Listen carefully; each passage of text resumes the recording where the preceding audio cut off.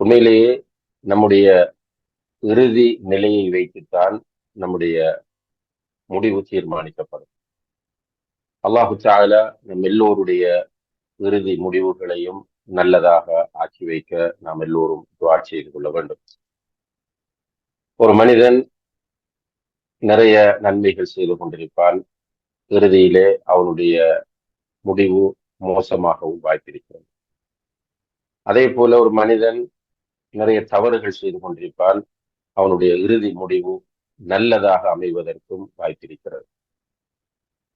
நல்ல அமல்களை செய்து கொண்டு இறுதியிலே மோசமான முடிவாக அவனுடைய முடிவு அமைய வாய்ப்பிருக்கிறது.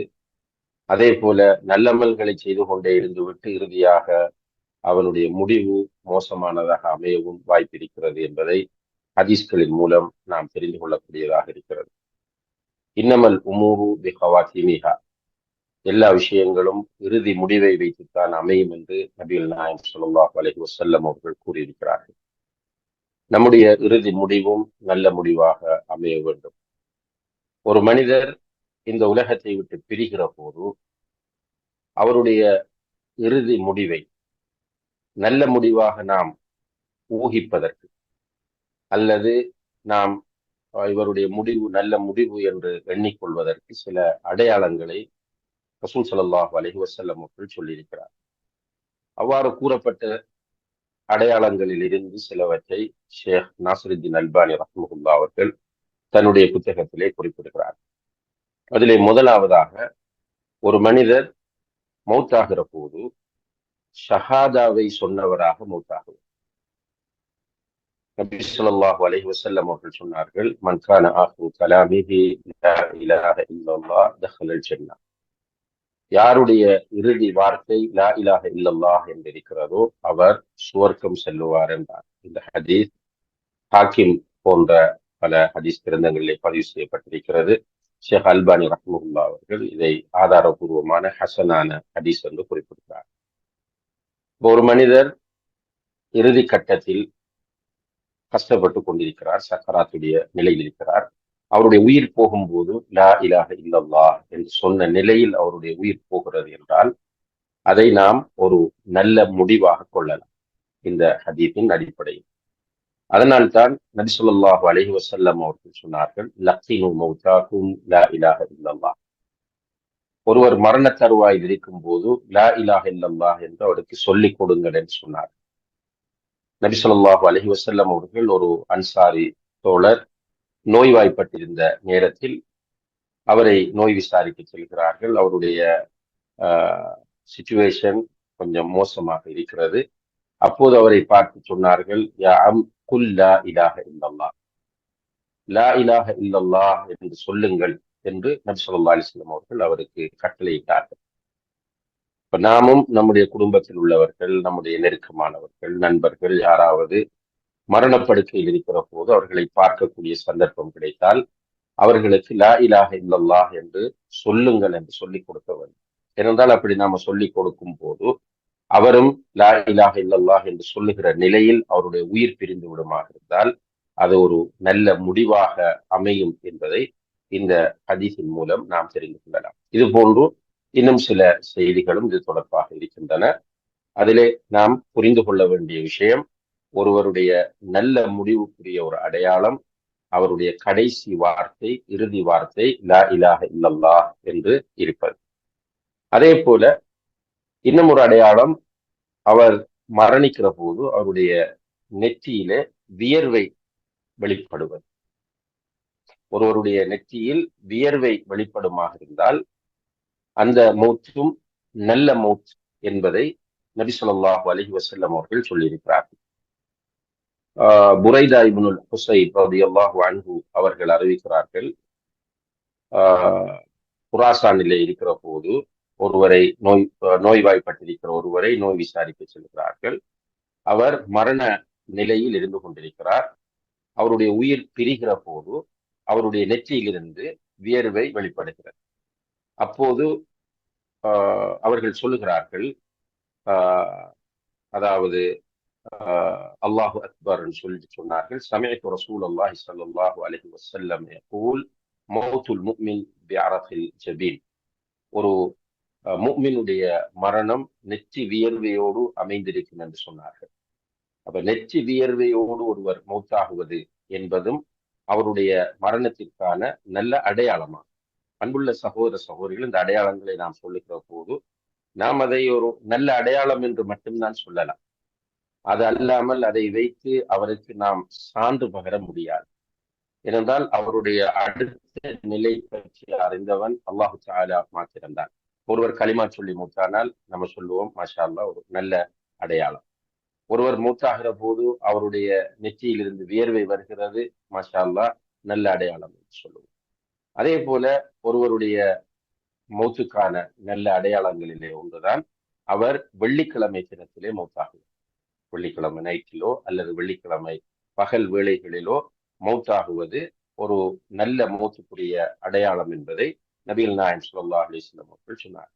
மாமின் முஸ்லிமின் யமூது யௌமல் ஜும்ஆ அவ் லைலத்தல் ஜும்ஆ இல்லா வகாஹுல்லாஹு ஃபித்னத்தல் கப்ர்.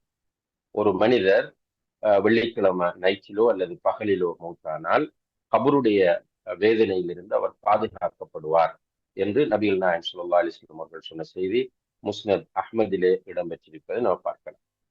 அப்ப வெள்ளிக்கிழமை இரவில் மௌத்தாகுவது அல்லது வெள்ளிக்கிழமை பகல் நேரத்தில் மௌத்தாகுவது என்பது ஒரு நல்ல அடையாளமாகும்.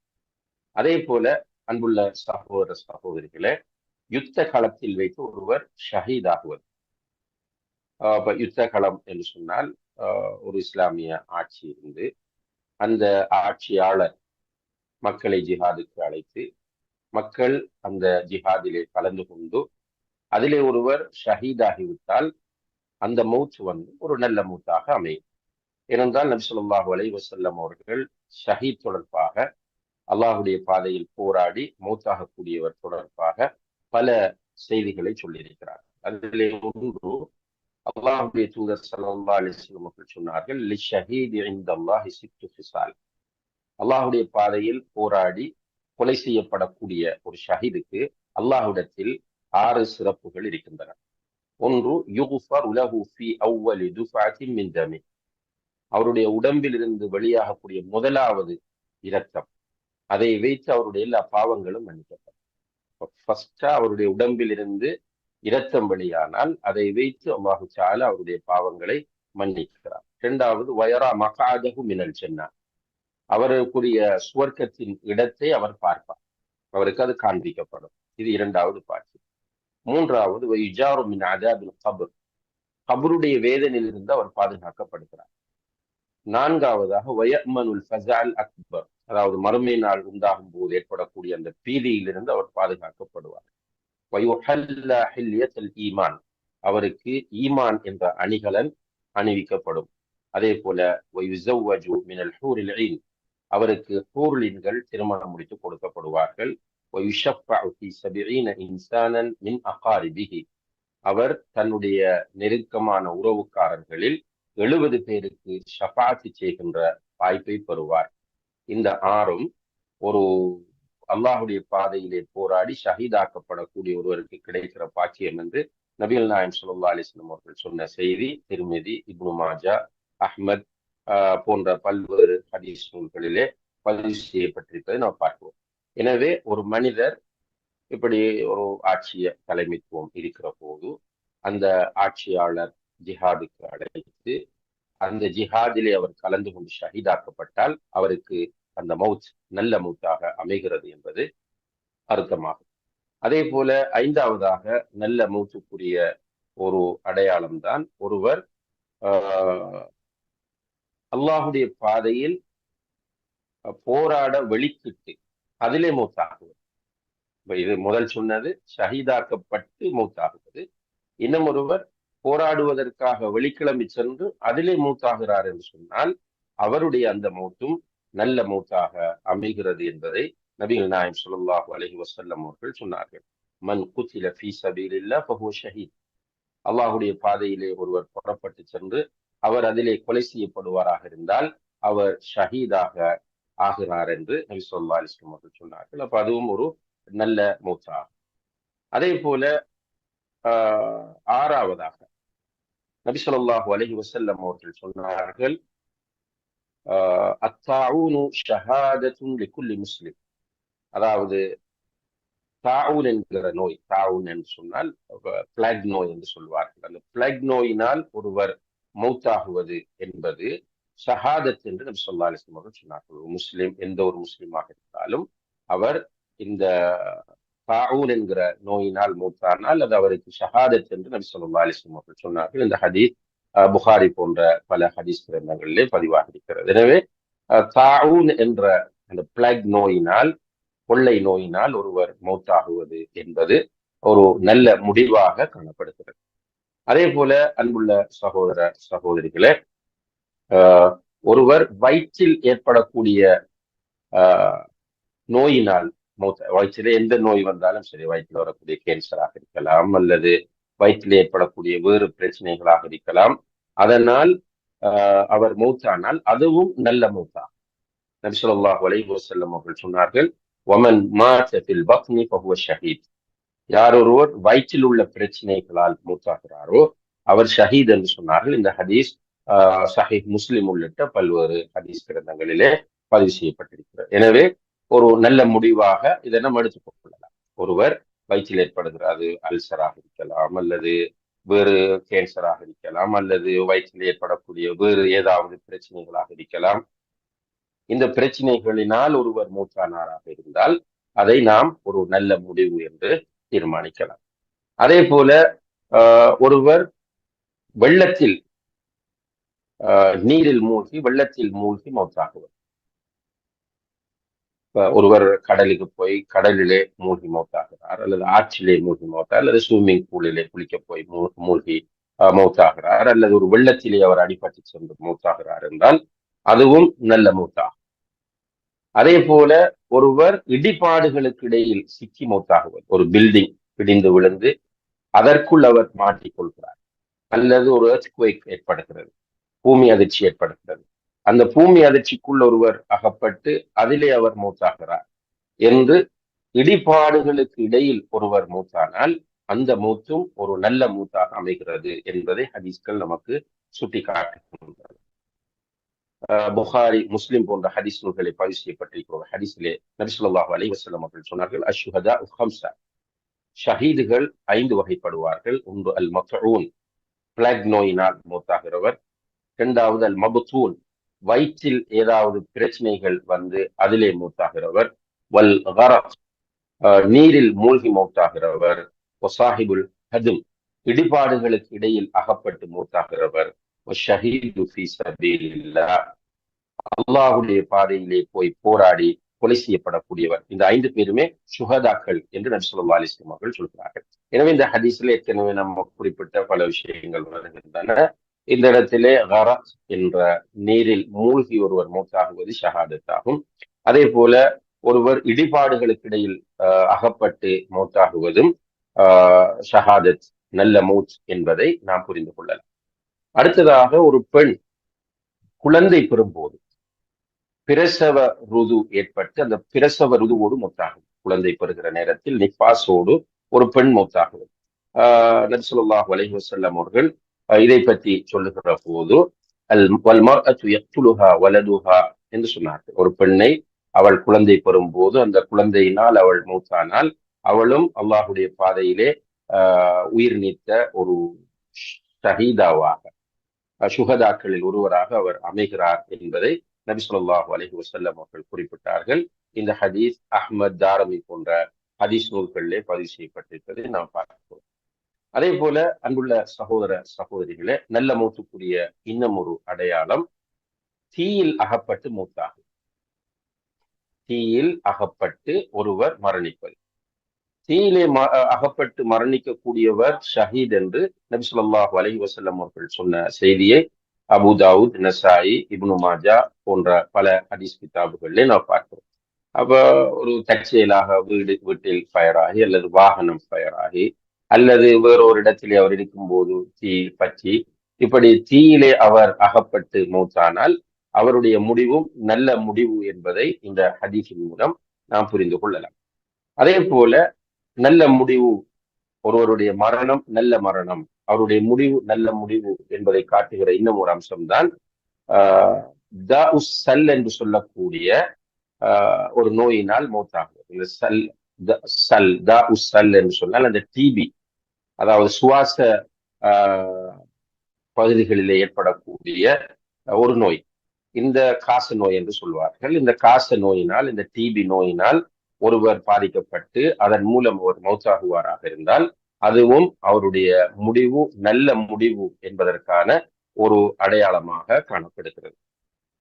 அதே போல அன்புள்ள சகோதர சகோதரிகளே, ஒரு மனிதர் தன்னுடைய பொருளாதாரத்தை பாதுகாத்துக் கொள்வதற்காக வேண்டி ஒருவன் திருட வருகிறான், அவருடைய பொருளாதாரத்தை அபகரிக்க வருகிறான்.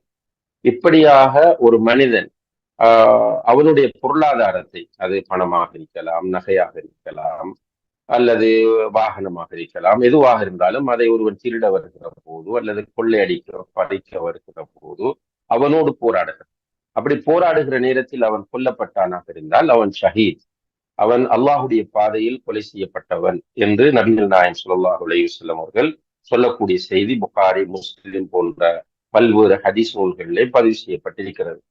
எனவே இந்த ஹதீஸை அடிப்படையாக வைத்து ஒரு மனிதன் சில நேரங்கள்ல வீட்டிலே தூங்கும் போது ஒருவன் வந்து திருட வருவான். இவன் அந்த வீட்டுக்காரர் எழுந்து அவனை துரத்துவதற்கு முயற்சி செய்யும் போது அவன் கையில் கொண்டு வந்திருக்கிற ஆயுதத்தினால் இவரை தாக்கி அவர் மூத்தாகிவிட்டார் என்று சொன்னால் அவருடைய மௌத் நல்ல மௌத் என்பதை நாம் புரிந்து கொள்ளலாம். அதே போல ஒரு மனிதர் தன்னுடைய தீனை பாதுகாப்பதற்காக வேண்டி போராடுகிறார். மார்க்கம் என்பது உண்மையிலேயே ஒரு மனிதனுடைய மிக அடிப்படையான அம்சமாகும். மார்க்கத்தோடு அவன் வாழ்ந்து மூத்தாக வேண்டும். அல்லாஹ் அந்த பாக்கியத்தை நம்ம எல்லோருக்கும் தர வேண்டும். அப்ப நம்முடைய மார்க்கத்தை விட சொல்லி யாராவது நம்மை போஸ்ட் பண்ணுகிறார்கள், அல்லது மார்க்கத்திற்கு முரணான விஷயங்களை நம்முடைய வாயில் இருந்து, அதாவது நம்முடைய ஈமானை அகீதாவை பாழ்படுத்தக்கூடிய விஷயங்களை செய்யுமாறு அல்லது சொல்லுமாறு ஒருவர் நம்மை நிர்பந்திக்கிறார். அந்த நேரத்தில் நாம் முடியாது என்று அதற்காக வேண்டி போராடி அந்த நேரத்தில் நாம் கொலை செய்யப்பட்டால் அந்த மௌத் நல்ல மௌத்தாகும் என்பதை நபிகள் நாயகம் ஸல்லல்லாஹு அலைஹி வஸல்லம் அவர்கள் சொல்லி காட்டுகிறார்கள். அதே போல நம்முடைய உயிரை பாதுகாப்பதற்காக ஒரு மனிதர் போராடுகிறார். ஒரு மனிதர் அவருடைய உயிரை பாதுகாப்பதற்காக போராடி அதிலே கொலை செய்யப்படுகிறார். அப்போதும் அவர் நல்ல மரணத்தை அனுபவிக்கிறார் அல்லது சந்திக்கிறார் என்பதை நாம் புரியலாம். ஏனென்றால் நபிகள் நாயகம் ஸல்லல்லாஹு அலைஹி வஸல்லம் அவர்கள் சொன்னார்கள், மன் குத்தில தூன மாலிஹி ஃபஹுவ ஷஹீத். யார் ஒருவர் தன்னுடைய பொருளாதாரத்தை பாதுகாத்துக் கொள்வதற்காக போராடி கொலை செய்யப்படுகிறாரோ அவர் ஷஹீத் என்று சொன்னார்கள். அதே போல ஒமன் குத்தில தூன அஹ்லிஹி ஃபஹுவ ஷஹீத். யார் ஒருவர் தன்னுடைய குடும்பத்தை பாதுகாப்பதற்காக போராடி கொலை செய்யப்படுகிறாரோ அவரும் ஷஹீத் என்றார்கள். அதே போல ஒமன் குத்தில தூன தீனிஹி ஃபஹுவ ஷஹீத்.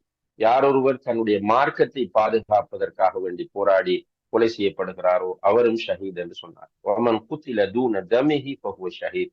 யார் ஒருவர் தன்னுடைய இரத்தத்தை, தன்னுடைய உயிரை பாதுகாத்துக் கொள்வதற்காக போராடி கொலை செய்யப்படுகிறாரோ அவரும் ஷஹீத் என்று சொன்னார்கள். இந்த ஹதீஸ் அபு தாவூத், நசாயி, திர்மிதி, அஹ்மத் போன்ற பல்வேறு ஹதீஸ் நூல்களில் பதிவு செய்யப்பட்டிருக்கிற ஒரு சஹீஹான செய்தியாகும். அப்ப இந்த ஹதீஸ்களிலே குறிப்பிடப்படக்கூடிய நிலைகளில் ஒருவர் மௌத்தாகுவது என்பது அவருடைய நல்ல மௌத்துக்குரிய அடையாளம் என்பதை நாம் புரிந்து கொள்ளலாம். அதே போல அன்புள்ள சகோதர சகோதரிகளே, ஒருவர் நல்ல அமல்களை செய்து கொண்டிருக்கும் போது மௌத்தாகுவது, சாலிஹான அமல்களை செய்து கொண்டிருக்கும் போது மௌத்தாகுவது ஒரு நல்ல முடிவு. அது பொதுவாக எல்லோருக்கும் தெரிந்தது. ஒருவர் தொழுது கொண்டிருக்கும் போது மௌத்தாகுவது, சுஜூது செய்து கொண்டிருக்கும் போது மௌத்தாகுவது, குர்ஆன் ஓதி கொண்டிருக்கும் போது மௌத்தாகுவது, உம்ரா செய்யும் போது, ஹஜ்ஜி செய்யும் போது மௌத்தாகுவது, ஹொத்துபா ஓதிக்கொண்டிருக்கும் போது நம்ம சில காட்சிகளை என்று பார்க்கிறோம். ஹத்தீப் அப்படியே பேசிக்கொண்டிருந்தபடி கீழே விழுந்து மௌத்தாகிறார். இப்படி ஒரு சாலிஹான அமலை செய்து கொண்டிருக்கிற போது மௌத்தானால் அந்த மௌத் நல்ல மௌத்தாகும், அந்த முடிவு நல்ல முடிவாகும் என்பதை நாம் ஹதீஸ்கள் இருந்து புரிந்து கொள்ளலாம். நபி ஸல்லல்லாஹு அலைஹி வஸல்லம் அவர்கள் சொல்கிறார்கள், மன் கால லா இலாஹ இல்லல்லாஹ் இப்திகாஅ வஜ்ஹில்லாஹ் குதிம லஹு பிஹா தஹலல் ஜன்னah. யார் ஒருவர் அல்லாஹுடைய திருப்தியை நாடி லா இலாஹ இல்லல்லாஹ் என்று சொல்லி அந்த நிலையில் அவருடைய முடிவு அமையுமாக இருந்தால் அவர் சுவர்க்கம் செல்லுவார். வமன் சாம யௌமன் இப்திகா வஜ்ஹில்லா குதிம லஹு பிஹா தஹலல் ஜன்னா. யார் ஒருவர் அல்லாஹுடைய திருப்தியை நாடி நோன்பு பிடிக்கிறார், அந்த நோன்போடு அவருக்கு மௌத்தும் வருகிறது என்றால் அவர் சுவர்க்கம் செல்லுவார். வமன் தஸத்தக பிஸதகத்தில் இப்திகா வஜ்ஹில்லா, அல்லாஹுடைய திருப்தியை நாடி ஒருவர் சதகா செய்கிறார், குதிம லஹு பிஹா தஹலல் ஜன்னா, அந்த சதகா செய்து கொண்டிருக்கிற போது அவருக்கு மௌத் வருகிறது என்றால் அவரும் சுவர்க்கம் செல்லுவார் என்று நபி ஸல்லல்லாஹு அலைஹி வஸல்லம் அவர்கள் சொன்ன செய்தி முஸ்னத் அஹ்மதிலே பதிவு செய்யப்பட்டிருப்பதை நாம் பார்க்கிறோம். எனவே அன்புள்ள சகோதர சகோதரிகளே, உண்மையிலேயே இந்த உலகத்தில் குறிப்பிட்ட காலம் நாம் வாழப்போகிறோம். அந்த ஆயுள் என்பது மிக குறைவானது. நம்ம அடிக்கடி சொல்லக்கூடிய அந்த ஹதீஸ், அமாரு உம்மதி மாபைன சித்தீன மாபைன சித்தீன வஸ்ஸபீன், என்னுடைய உம்மத்தினுடைய வயது 60க்கும் 70க்கும் இடைப்பட்டது என்று நபிகள் நாயகம் ஸல்லல்லாஹு அலைஹி வஸல்லம் அவர்கள் சொல்கிறார். மேக்சிமம் ஒரு 70 வயதுகள் இருக்க போகும். ஆனால் இதற்கு பிறகுள்ள பயணம் மிக நீண்டதா. கபரிலே எவ்வளவு காலம் நாம் இருக்க போகிறோம் என்பதை அல்லாஹுதான் நன்கறிந்தவனாக இருக்கிறார். உலகம் அழியும் வரைக்கும் கபருக்குள் நாம் வாழவும், அங்கே வாழ்க்கை இருக்கிறது. அதை அல் ஹயாத்துல் பர்ஸஹியா என்று சொல்வார். அல் ஹயாத்துல் பர்ஸஹியா, பர்ஸஹுடைய வாழ்வு. அப்ப கபருக்குள் ஒரு வாழ்வு நமக்கு இருக்கிறது. சூர் ஊதப்படும் வரைக்கும் கபரிலே நாம் வாழ வேண்டும். அதற்கு பிறகு மஹ்ஷரிலே ஒரு வாழ்வு இருக்கிறது. மஹ்ஷரிலே 50,000 வருடங்கள் நாம் சூரியன் நம்முடைய தலைக்கு ஒரு மைலுக்கு மேல் கொண்டு வந்து நிறுத்தப்படுகிற போது நாம் நிற்க வேண்டும். அதற்கு பிறகு சுவர்க்கம் அல்லது நரகம். அல்லாஹ் பாதுகாக்க வேண்டும். இணை வைத்த நிலையில் ஒருவர் மௌத்தாகி விடுவாராக இருந்தால் அவருக்கு சுவர்க்கம் ஹராமாக்கப்படுகிறது, நரகம் அவருக்கு நிரந்தரமாக்கப்படுகிறது. அல்லாஹு தஆலா அந்த நிலையிலிருந்து நம்மை பாதுகாக்கும். இந்த நீண்ட பயணத்தில் நம்முடைய இந்த உலக வாழ்க்கையின் முடிவு நல்ல முடிவாக அமைந்து விடுமாக இருந்தால் நிம்மதியாக இருக்கலாம். கபரிலே நிம்மதியாக தூங்கலாம். மஹ்ஷரில் அல்லாஹுடைய அர்ஷின் கீழ் நிழலை பெற்று நிம்மதியாக இருக்கலாம்.